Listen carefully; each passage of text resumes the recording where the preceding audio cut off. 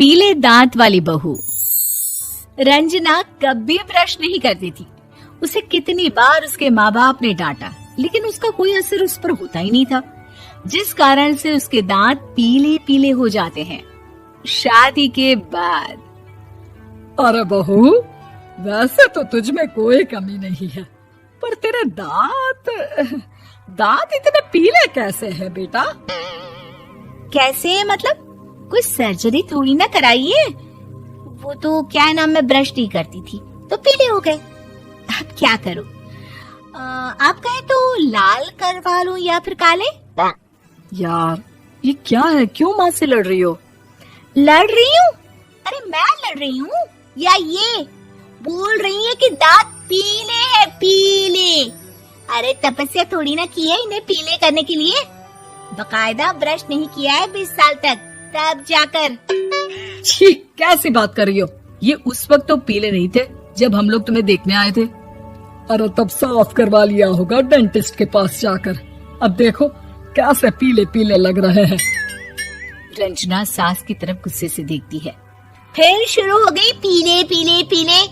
अरे पीले तो तब भी थे जब मेरे हाथ का रसगुल्ला उड़ा उड़ा कर खा रही थी और बोल रही थी, लड़की नहीं गुणों का खजाना दे रहे भाई साहब आप। खैर, अब वो लोग करते भी तो क्या करते, पीले दांत वाली बहू पल्ले पड़ी थी तो झेलना तो था ही। एक दिन कीर्तन में रंजना गाना गा रही थी। अरे कमला बहन, माँ का द्वार है, यहाँ तो सब शुद्ध होकर आते हैं, फिर अपनी बहू को ब्रश भी नहीं करवाती तुम। दूर से पीले पीले दांत भक्ति में बाधा उत्पन्न कर रहे हैं। अरे कोई 2 साल के बच्चे थोड़ी ना लेकर आई हूँ मैं बहू बनाकर। अच्छी खासी लड़की है, अरे कैसे करवाऊं ब्रश? ये तो उसे खुद करना चाहिए ना। अब माँ बाप तो इसके जैसे तैसे निपटा दिए, ये नहीं सोचा कि सास कैसे संभालेगी। सास बहू को लेकर घर आ जाती है, लेकिन सोच लेती है कि अब इसे लेकर कहीं नहीं जाएगी। अगले रोज बहू कहती है, अरे क्या हो गया, मंदिर नहीं जाना क्या? कीर्तन का वक्त हो रहा है। मेरी मधुर वाणी से कान्हा जी जागते हैं और सोते हैं।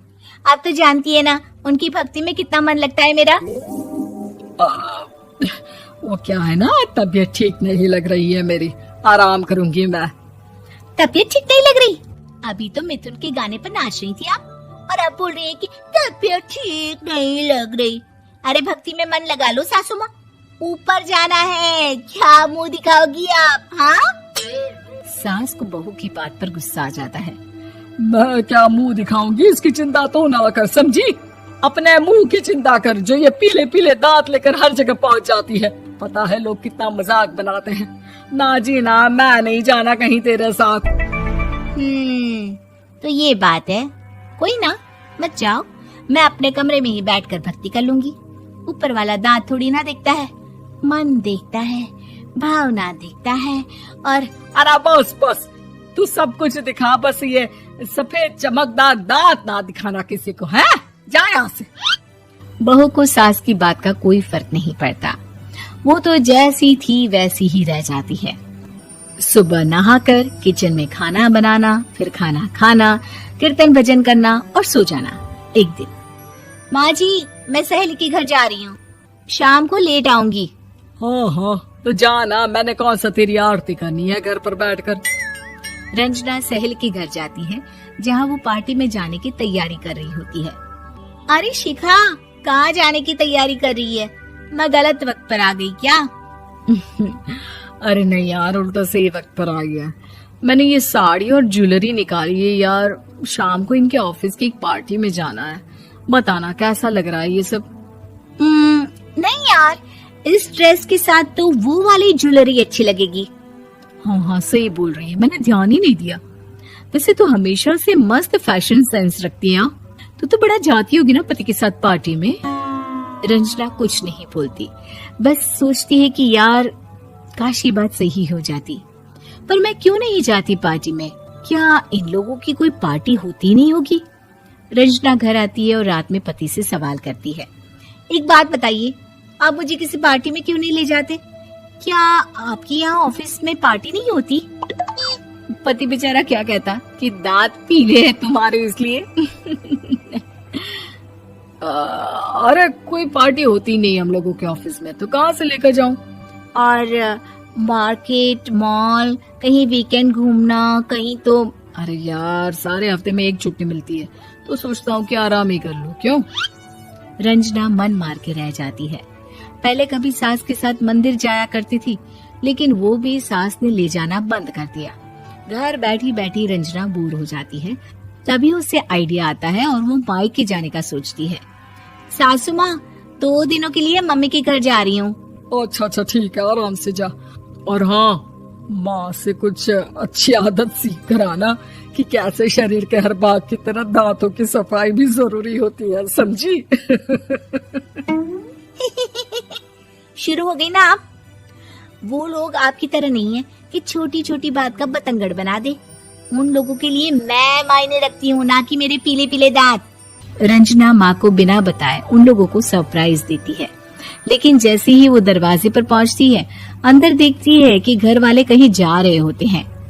अब माँ, काश रंजना दीदी के दांतों वाली प्रॉब्लम नहीं होती, तो वो भी हम लोगों के साथ चलती ना बुआ जी की बेटी की शादी में। हाँ बेटा, लेकिन अब उसे कौन समझाए कि उसको उसके पीले दांत नहीं दिखते, लेकिन उसके आसपास के लोगों को कितना एम्बैरेसिंग फील कराते हैं। मुझे तो कितनी बार उसके स्कूल की टीचर ने शिकायत की कि उसके साथ कोई लड़की बैठना भी नहीं चाहती, और ना ही कॉलेज में कोई उससे बात करना चाहता था। लेकिन पता नहीं क्यों उसे ये बात समझ में ही नहीं आती। कोई कमी नहीं है उस लड़की में, बस यही कि दांत पीले हैं। वो तो भला हो जीजा जी और उनकी माँ का, जो दीदी को जैसी है वैसे ही रखा हुआ है। रंजना को अपने घर वालों की बात सुनकर बहुत दुख होता है। वो सोचती है कि वो क्या करे, लेकिन फिर वो सीधा डेंटिस्ट के पास जाती है, अपने दांत चमकाती है और कसम खाती है कि वो रोज ब्रश करेगी। अरे क्या हो गया? तुम तो 2 दिनों के लिए गई थी ना। पर कोई ना, अच्छा है, चलो आ गई तो। रंजना सास के सामने आकर खड़ी हो जाती है और पूरी स्माइल करती है, उसके चमकदार दांतों को दिखाती हुई। हाँ? चले मंदिर। माँ, मुझे माफ कर दीजिए, मैंने आप लोगों को बहुत एम्बैरेसिंग फील करवाया। मैं आज से रोज ब्रश करूंगी।